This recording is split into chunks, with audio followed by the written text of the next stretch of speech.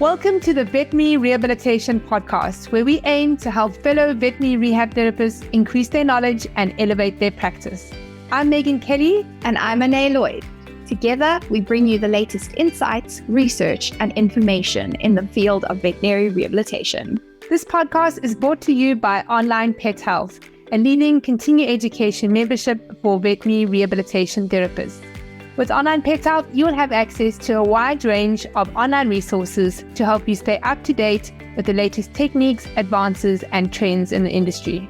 Our podcast features in-depth conversations with leading experts in veterinary rehabilitation.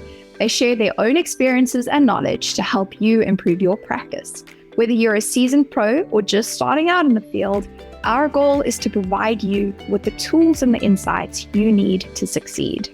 So join us as we explore the exciting world of veterinary rehabilitation and help you take your practice to the next level.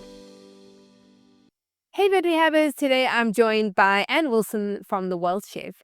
Anne is a best-selling author, a speaker, and a financial educator, and she's passionate about helping professionals create true financial freedom. Now, in this episode, we're going to dive into how you can start creating real wealth, not just your practice, but by making smart money decisions that support the life and future that you want. If you're looking for some continuing education opportunities, we have 3 free webinars available to you. An evidence-based approach to cranial cruciate ligament rupture rehabilitation with Lani Alvarez, hydrotherapy for patellar laxations with Ansi van der Walt, and the horse hoof connection with Yogi Shop. So you can just head over to www.onlinepethealth.com/free. Before we head over to my chat with Anne, a quick word from our sponsor. At Paul Prosper, we believe true pet well-being demands a 3-pronged approach: prevention, support, and rehabilitation. Our brands are trusted by veterinarians, universities, and rehab facilities alike. So whether you're looking to train, rehabilitate, or help your patients age gracefully, our brands, Walking Pets, Help 'em Up, Respond Animal Therapeutics, FitPaws, Muffins Halo, Sleepy Pod, and Canine Cots offer effective, innovative, and proven solutions. You can sign up today to receive a one-time special gift for all our podcast listeners with your next order. Just head over to paulprosper.com/OPH. All right, over to my chat with Anne.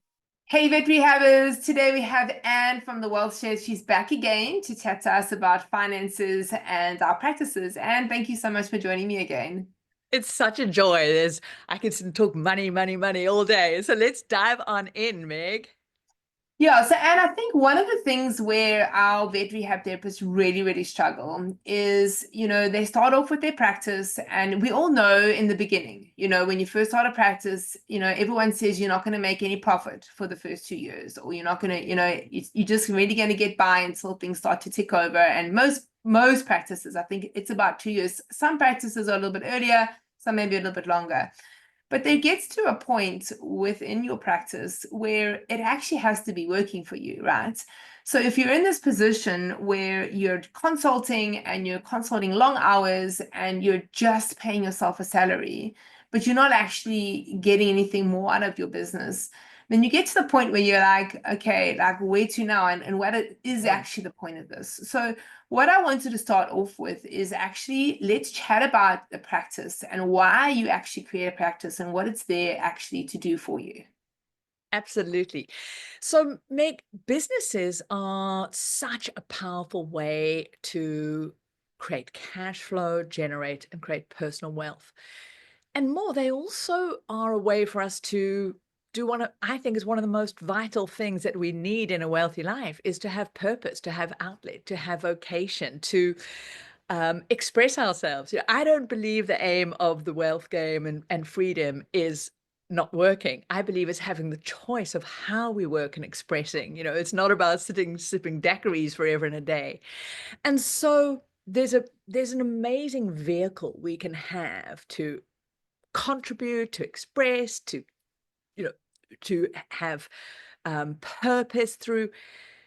But at its core, it has to make a profit. It has to be cash flow positive and be growing and generating something first and foremost for the founder, for the practice owner, in service of them. And I think this is the first step that each of us have to really get clear on in our business. And often, and I'm going to be a bit, potentially not necessarily sexist, but generous here, women will become, as core nurturers, get into wrong relationship with their business, their family, their kids, and they'll be the nurturer rather than the leader. And it doesn't have to be mutually exclusive, because when we go, okay, I am the most important asset I have in my life. In fact, this is the only life I get to live, and I've got to first look after that. I got to make sure it's thriving for my health, my wealth. I mean, a lot of what all the veterinary rehabbers do for animals, we've got to first do that for ourselves.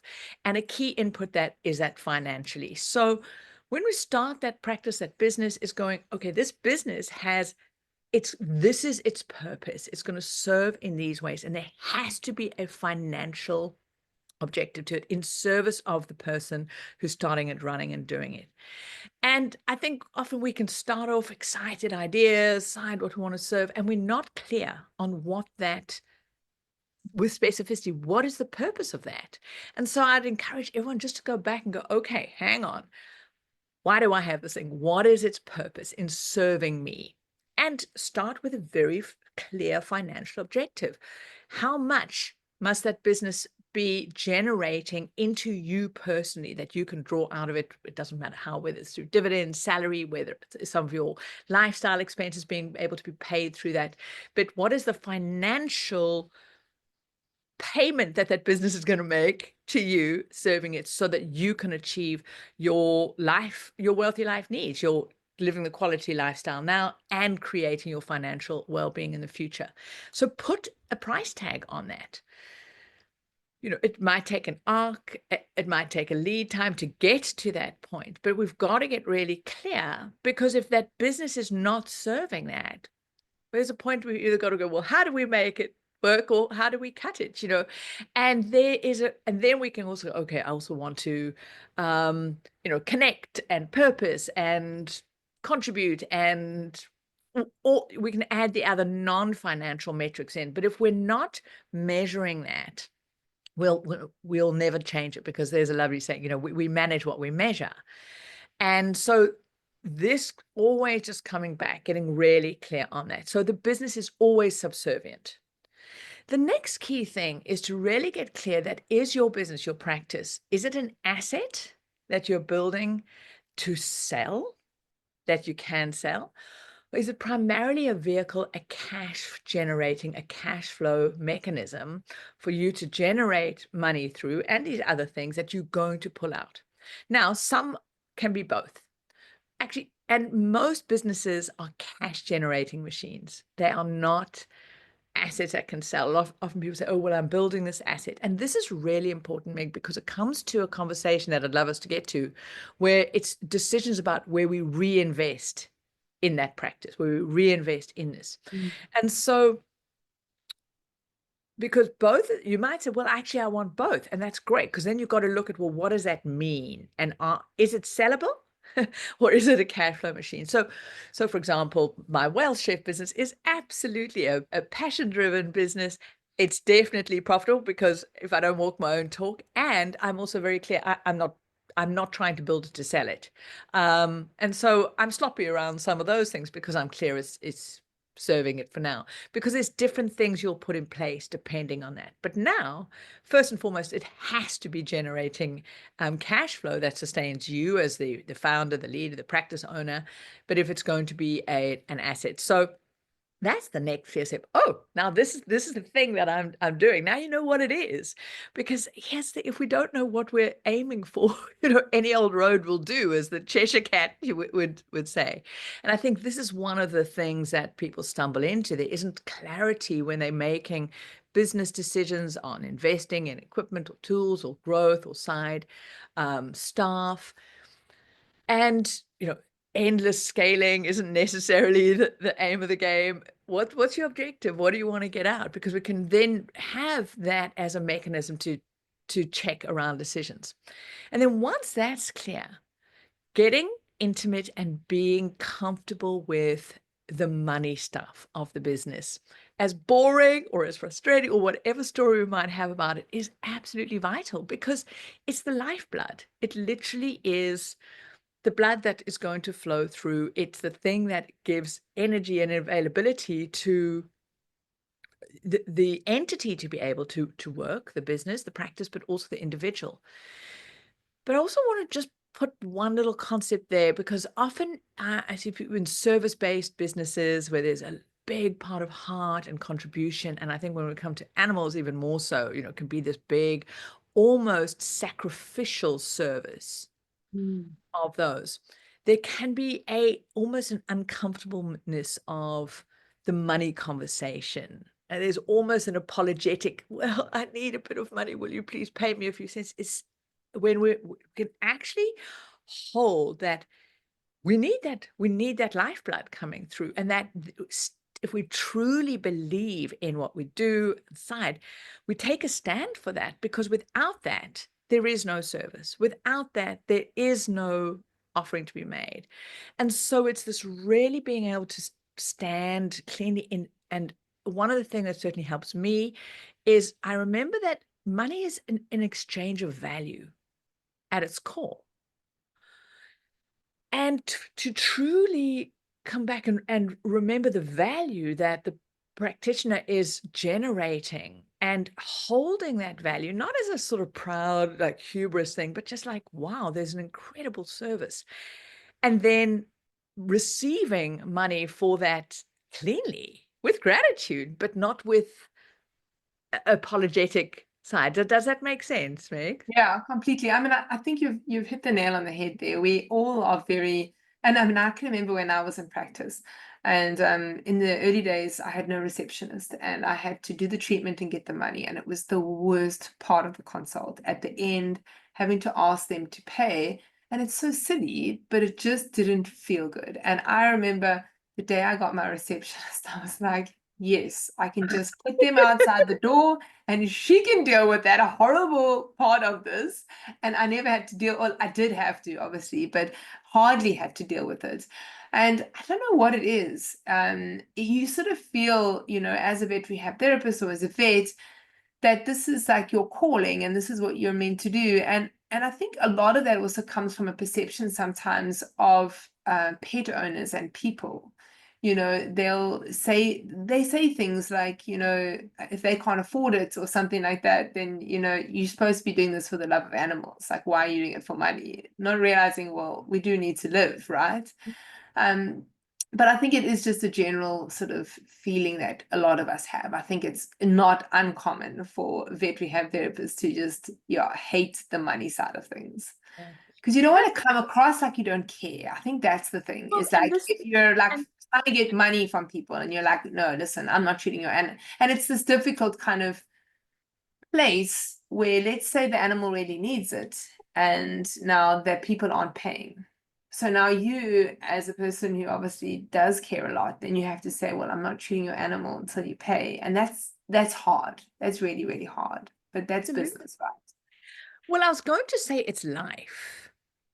Because when we absolutely, a lot of this, we're sort of veering up, but these are the deeper elements of the empowering conversation or elements we need to be able to explore individually as leaders in our own life, and what is a thriving life, and what is the leadership we need to represent for ourselves, for our businesses, and taking a stand. And I'm going to say something that might sound really controversial, but life's not fair. There isn't there isn't this unicorn farting flowers reality where we're all side. And so when we have this conversation, well, if you loved animals, it shouldn't be about money.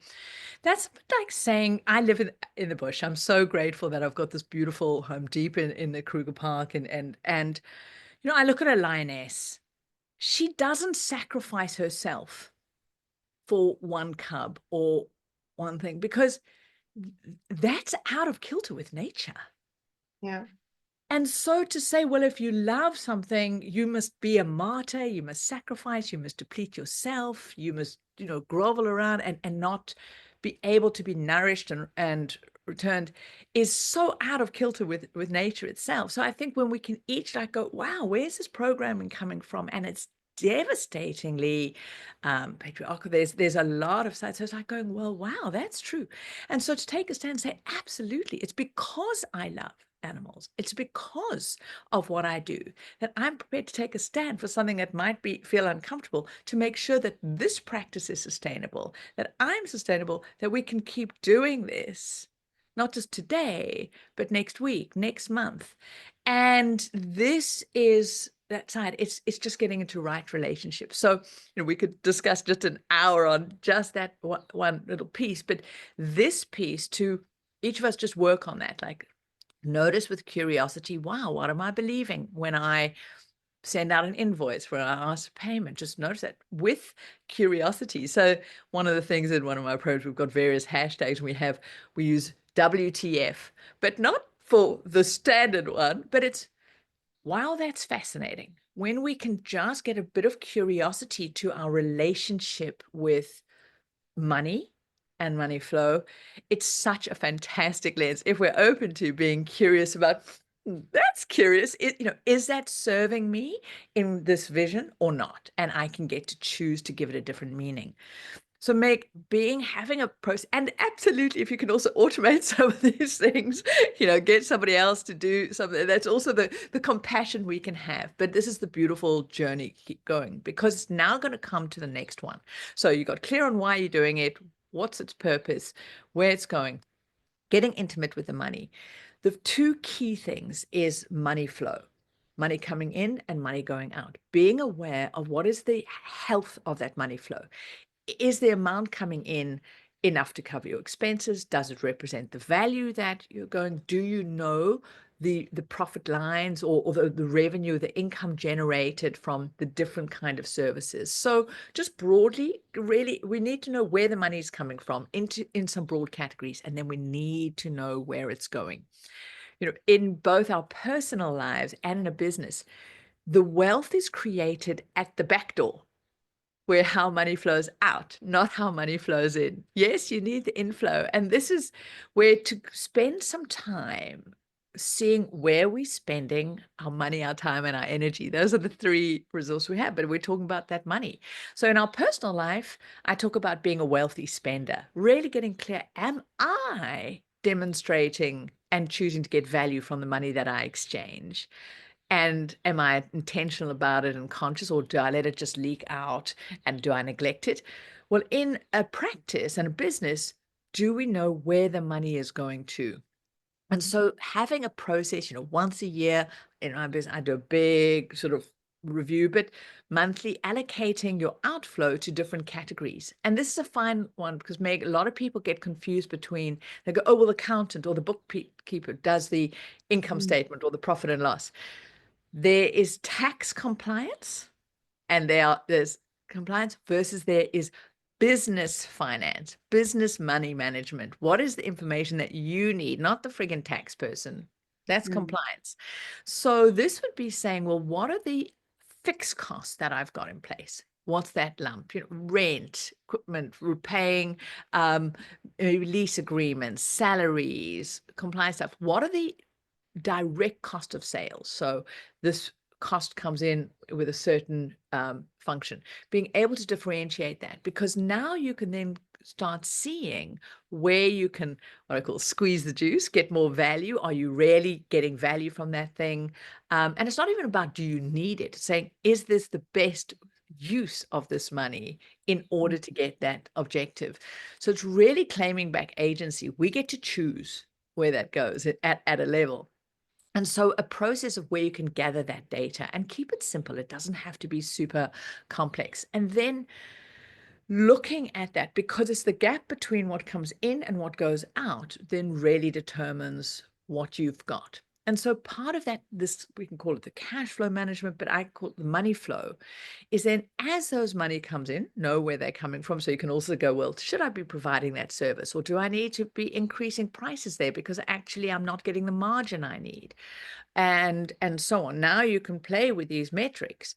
And so this is also key. When you also know what money you're needing, you're determining what is the margin or the profit margin as a whole, as a business, you need to be targeting for, because then you can talk it back to, individual services you have, or the things you create, or the volume you have. And you might go, well, I'm going to stop offering that service, or we're going to increase that, or this is the financial input that goes into that to get those margin levels.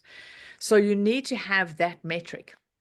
But I just want to come back to now, those things coming in, you're playing with that. And it literally is a bit like going, well, I've got these different things, and they move the needle and the lever on the financial or the profit of the business in this way. Here the outflowing, and that has an impact on it. What can I move? All with the two, looking at how do you increase that profit margin to get it to what it needs to be. But as that money comes in, how we manage it is really key. And I really have dived deep into the paradox of choice, and that the reality is frameworks or limits create freedom. And so actually having ways that we can compartmentalize, cluster our money into different buckets or different elements really also can help a person get clear on how they're going to direct it. And so one of the key things is, I call it wealth pie for business, because we have wealth pie in your personal life. When money comes in, one of the most important first things a practice owner can do, which is really could be a struggle, is to pay their profit first. So pay themselves first, the purpose of the business.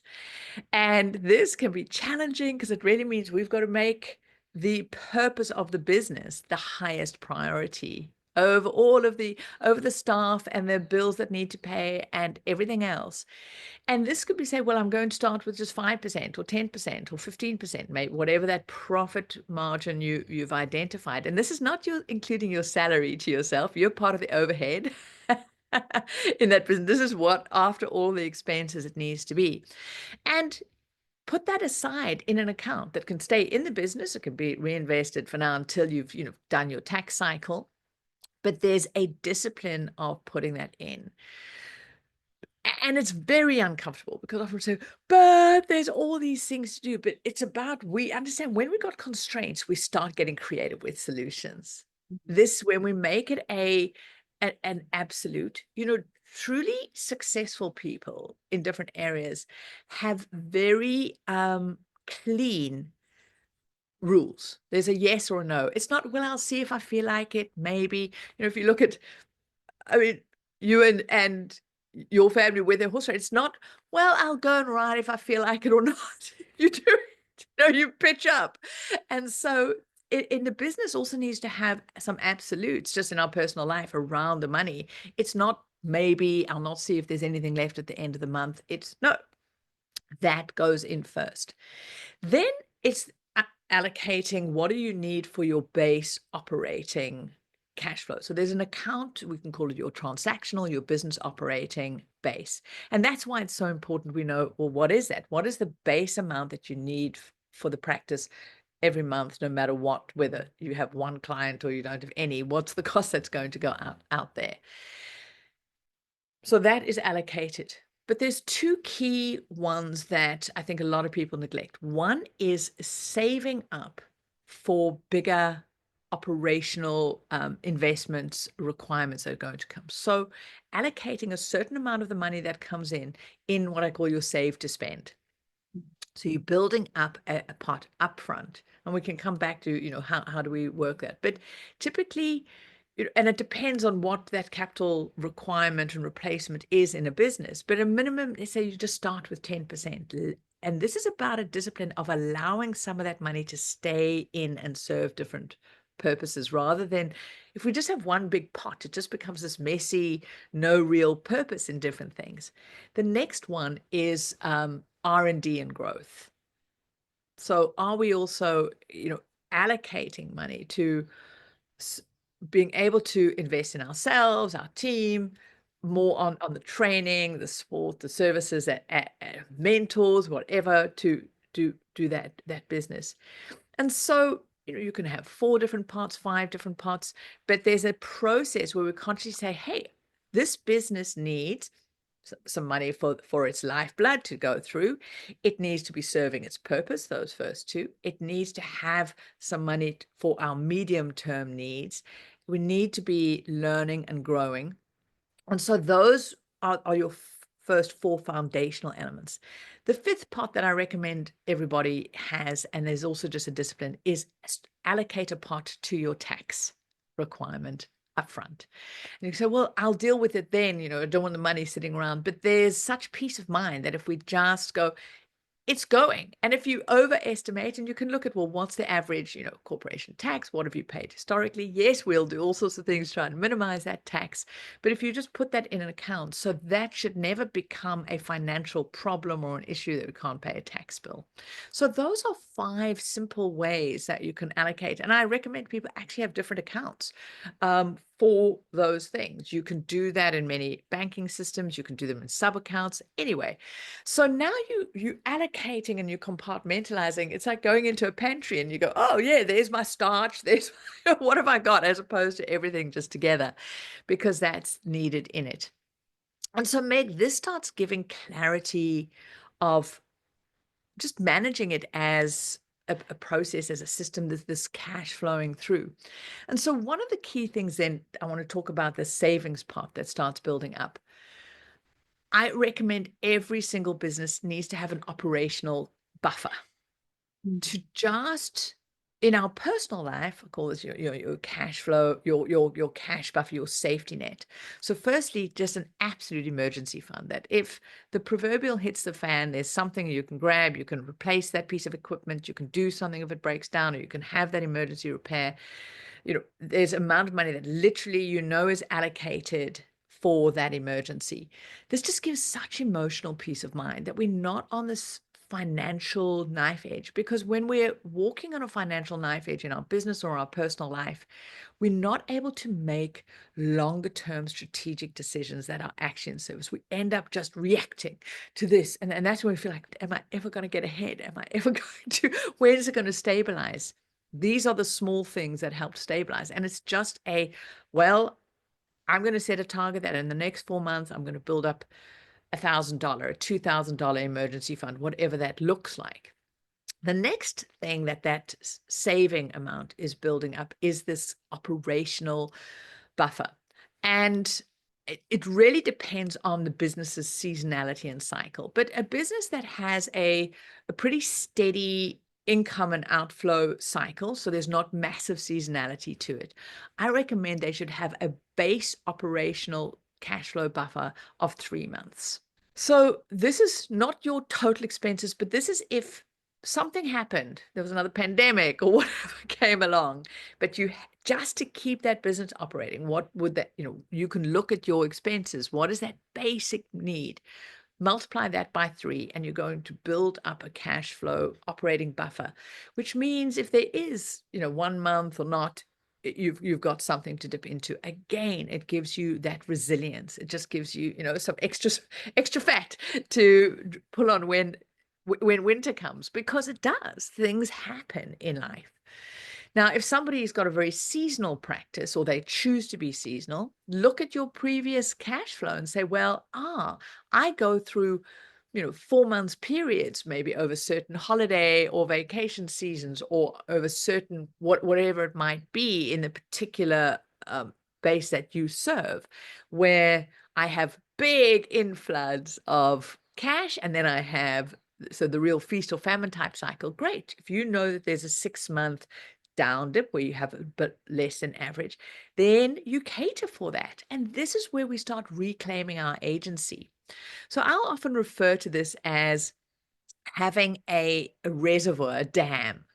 So, when it rains, we live in a climate where sometimes there's rain, then we have big dry seasons. So we stock up for that. And so whilst you have your operational account that just pays for your monthly ongoing, you can allow the cash flow to flow into the dam. You allocate some of the other things to growth, and it builds up, and then you can manage the tap that comes into your day-to-day, your monthly expenses.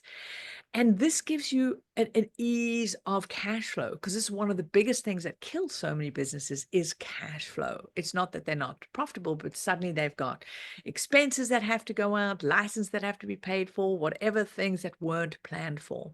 So this is how we can also just stabilize that flow. Now, I've said a lot there, Meg. No, I love that. And you've actually like just given such a great like overall view of this is how you should be running your practice. And like I'm just gonna like go right back to the beginning where you spoke about like what is the reason for the business, like what is your goals for it? What are you hoping to achieve from it? And if I can use myself as an example, I remember when I opened up my practice, I had no idea what like I was just like we sort of have this thought. You qualify, you work for somebody, you open up your own practice, then you open up, you scale, right? Everyone says you Yeah. scale, you open up multiple branches. It's sort of like this is what you should be doing. Yeah. But actually, is that serving you? Is that actually what you want to be doing? Those are questions that I mean, I remember just not asking myself, and I remember just like, this is what I need to do. And I guess actually I opened up my practice because I wanted to do my rehabilitation. I was working as a vet and there was no other rehab practices. I couldn't get a job anywhere. And I think the place that a lot of us are in. We Mm. come out of studies and there is no job. Nobody, there is no one to apply. Yeah. No one's offering an employment in Yeah. in their practice doing what we want to do. So then we're like, well, we're just going to make it happen. I'm just going to open up my own practice and I'm just going to do it, which is Yeah. It's great. such a great gift that we can do. Yeah, but often not with a plan in mind, and often not working out how we're going to do this and seeing the bigger picture as, this is a business that it has to generate some profit for us because otherwise we might as well be employed. But I think this is the situation is that there is no jobs, there's no Yeah. other opportunities. So we're in this. So a lot of vet rehabbers, I think, sit in a situation where they're actually are basically employed by their own practice, and not generating that income for the practice. And there is this problem, I think, Yeah, Meg, I just want to jump in there and I want you to come back to what you're saying, but this is so important. We've got to go, am I a practice owner or am I self-employed practitioner? yeah. It really clear. Neither is right or wrong. So they often start as a self-employed, like as one of them, and then it obviously gets too hectic. They're doing long hours, and and then they get their client base builds, and then they're like, okay, I need another person, and then they become a practice owner. So that's what I'm saying is that it's often not the plan, right? They're not And this is the planning. thing. So, like I'll often talk about in investing in real estate, people become accidental landlords because they got it, left inherited Auntie Mabel's apartment, or they had one that they had, and then they, upscaled it. That's not a business. And so this journey, it's also good to we catch up with our own identity. Oh, shit, I found myself, I am a business owner. Okay. I'm no longer a self-employed practitioner doing this.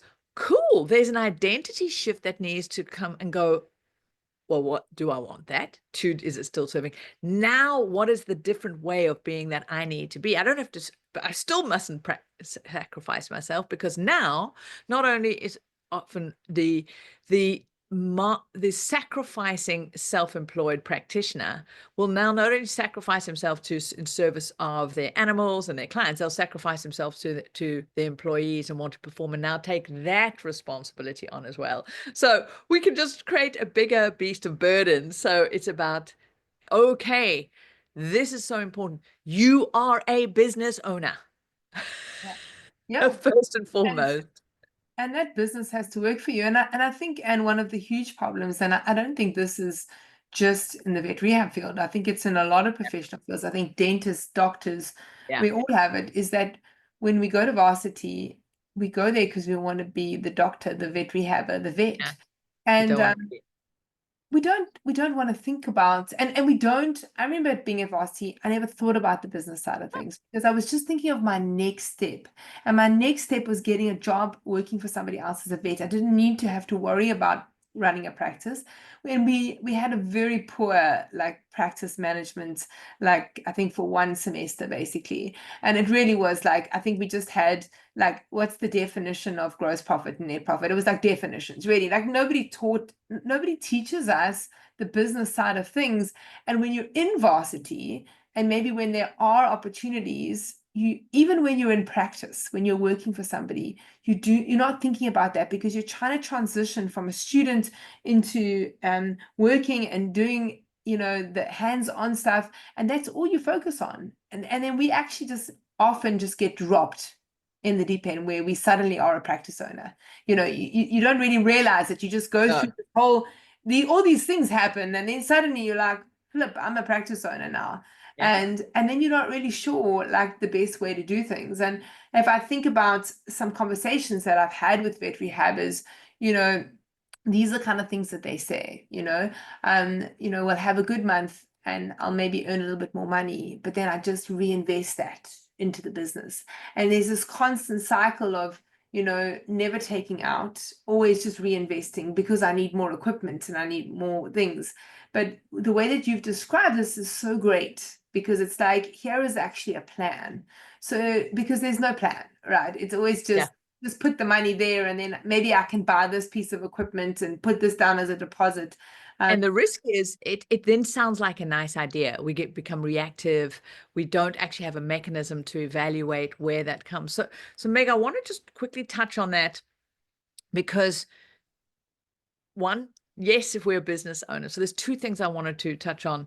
So one is about how do we decide what we do and which we don't do, because it can just start feeling overwhelming. Now we've got money management, we've got marketing, we've got this to do, and the very thing that we love, we go, oh, well, maybe I get an associate or somebody to do that. So I just want to come back to that because that's very dangerous.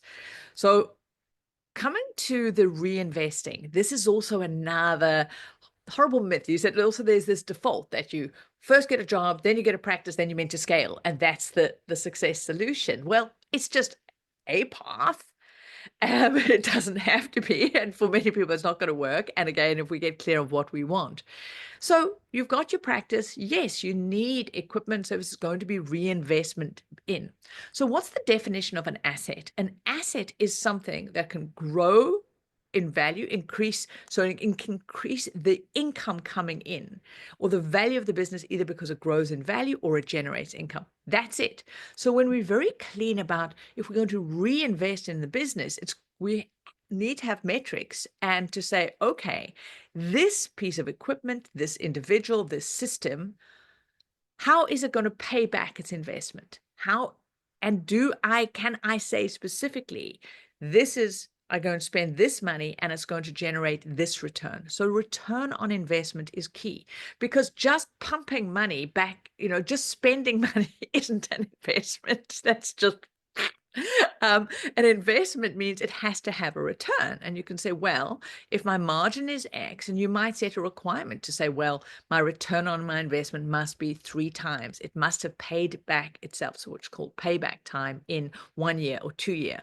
We have very clean metrics, because then it can just become a fun exercise, just a scenario going, well, how will it do it? How many more patients do I need? Or how is it going to limit the time? Or can I charge more for that service as a result of that? What difference is it going to make? And so then you've got to know what your return on your investment requirement is across the board to even say, is this a reinvesting in? And that's what it comes back to. You need to know what your inputs and your outputs are to get you that side, because now you just go, okay, if I replace this piece of equipment, is it actually going to give me the return? Or if I add one in, what's it going to do? And so having that kind of conversation is really key. But the story of then wanting to sometimes not pay tax, so I'm going to reinvest in my business, is just a fantastic way of going nowhere. It's not just in practice owners. I see this with people with digital businesses, all sorts of business. There's a story of just reinvesting in ourselves. The business is the greatest asset. So that's why I come back to, many businesses aren't an asset. They're a cash flow machine. So careful if you're reinvesting in this asset, but it's not actually an asset. It's a cash flow machine. And so now that money is just wasted. And that discipline of getting money out, to now, what we want to refer back to the other session we did, that discipline of growing your wealth and creating other assets, and these assets that can work away quietly in the background and ensure that your financial well-being, because as I say, the devastation is just taking that circle, you're just making the circle spin faster.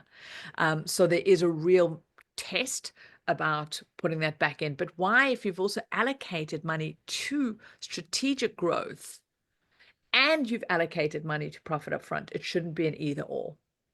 You've now got money allocated for your business's growth, and separate from your R&D kind of growth, but you're reinvesting it in your equipment and stuff that you need and your profit. It shouldn't be a trade-off. The two happen. But Meg, I just want to quickly loop back. I know we're tight on time in this aspect around now you find yourself as a practice owner as opposed to a vet rehabber doing what you love. You're like, oh, now I've got to do all this other bureaucracy, all this admin running the business. And a piece of advice that I'd wish I'd been given earlier in my business life was outsource and bring in support for the things that you don't enjoy. Don't create some org structure that some person who's never ever run a successful business has given you and go, okay, I've now got to fill these boxes. And I see a lot of people who love what they're doing, outsource and keep the stuff that they actually hate. They keep eating the veggies and not getting the dessert. We've got to keep our joy tank up. We've got to keep our passion, our reason for wanting to show up going, because this battery is so important.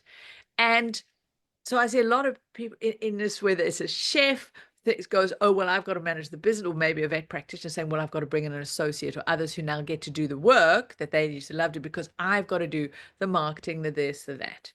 So this is really key, and it might take a stage going through. And I'm just going to come back to managing the money stuff.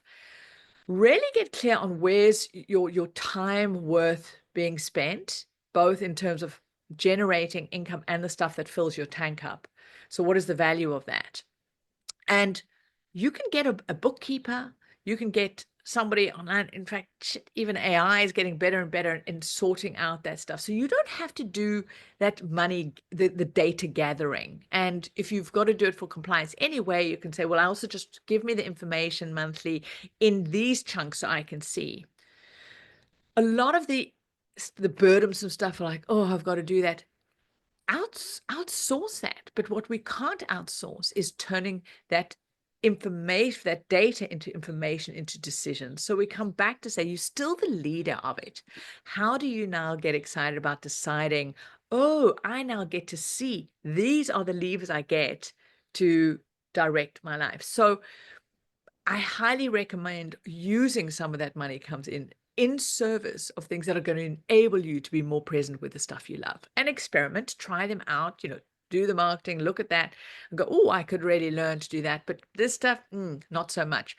And rather than somebody else's default, well, because you're the practice leader, should be, sitting there doing the admin on the money or the this or the that. And so I just, for me, that's so critical, because this is where I see the depletion and almost that I'm just doing all the stuff I hate. So whether that I love lands. that.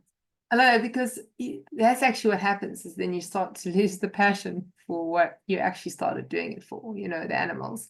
And what you say is so true. It does happen.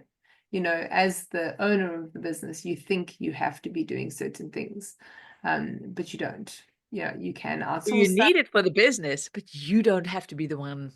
Yeah, exactly. It doesn't have to be you. And that's the you know what I mean? differentiator. Yeah, so you still got to do the things that you love, because listen, and us vet rehabbers, we all love what we do. We love what we do, and most of us just wish, Anne, that the money will just come in. We just wish we could do what we do, and we could make money, and it would be but there's just so many things to juggle. So thank you so much. I know you just touched on a few things, but it's really been insightful, and I think just really, really opened up some questions for the vet rehabbers. Why do I have a business? Do I actually have a goal? Is it a asset generating thing I'm going to get, something that I'm going to sell, which often isn't, because it usually involves us, and it's around the person, because it's their practice, and it starts off that way. And then even when you get other people it's still around you and your name.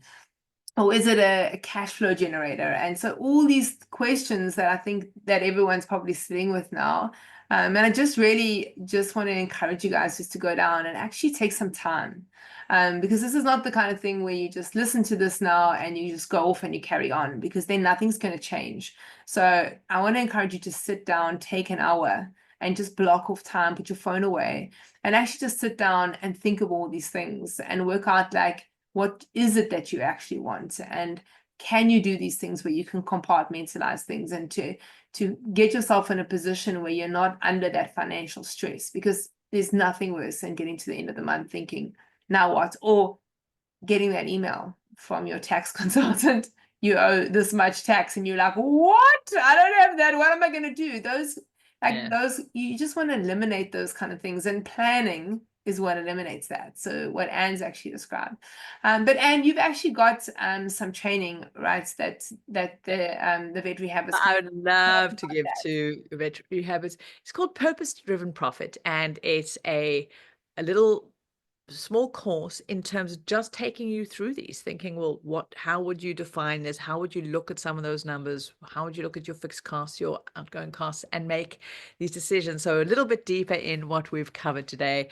And yes, we'll add that link. Yeah, so we'll put the link in the show notes or down below. And thank you so much. I always, I've listened to you talk so many times, and I think, obviously there's just always so much. You just have so much to teach. I'm guessing that I don't absorb everything, but every time I listen to you, I'm like, oh my gosh, I have one of these like aha moments. And I'm like, I just really hope that the vet rehabbers just take action from the things that you've discussed. And guys, please go and have a look at that training. Anne has so much knowledge. There's so much more to this. This is just really touching the tip of this. So yeah, thank you so much, Anne. It's been great. It's such a joy, Meg, and I look forward to coming back. And as I say, there's so many different topics again. Oh no, we're gonna go on. So we're gonna keep talking. We'll just money. Add the next one in. All you veterinarians, you're gonna get so comfortable with money as just a key, one of the ingredients in life. You'll go, well, why was this ever a weird thing for me? But don't worry, it's still a weird thing for me in some areas, because that's called being human. But when we can immerse ourselves, get curious, and just remember that we're meant to love our lives. Thanks, Anne. It's been awesome. If you enjoyed this podcast, please hit the subscribe button so you get notified every time I load a new podcast. I'm here every week talking to vet rehab therapists from all over the world about all things vet rehab. A big thanks to our sponsor, Paul Prosper. Their sponsorship allows us to be able to give this podcast to you for free, so please go and check them out, paulprosper.com. Don't forget to bookmark the next Vet Rehab Summit. It's on Saturday, the 31st of October, 2026. Come and be a part of the world's largest online veterinary rehabilitation conference created specifically for you, the vet rehabber community. Onlinepethealth members get VIP complimentary access to the Vet Rehab Summit. For more information about continuing education for vet rehabbers, you can go to onlinepethealth.com. And if you want access to our free membership, we update the webinars in this area every 3 months. You can sign up at onlinepethealth.com/free.